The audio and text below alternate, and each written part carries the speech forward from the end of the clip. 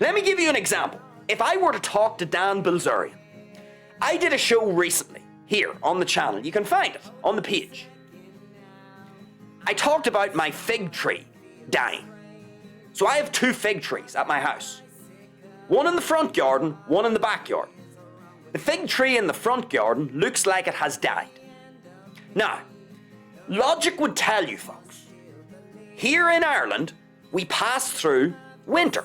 And fig trees don't like the cold. They don't like, miserable conditions whereby there's not an extended period of sun exposure or just daylight exposure in general. When we get into winter here in Ireland, the days are shorter, the light intensity is weaker, and it's colder. So logic would tell you, I planted this fig tree back in 2024. Last year, it did very well.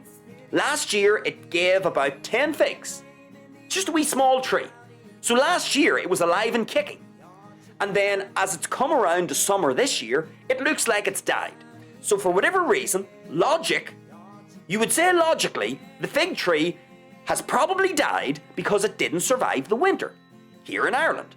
The cold, the lack of strong light intensity, the lack of sun exposure, shorter days, all these things. That would be logic. Perhaps there was some nutritional deficiencies in the soil. Who knows?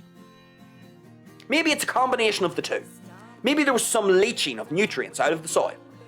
Excuse me, I don't know. But that would be logic.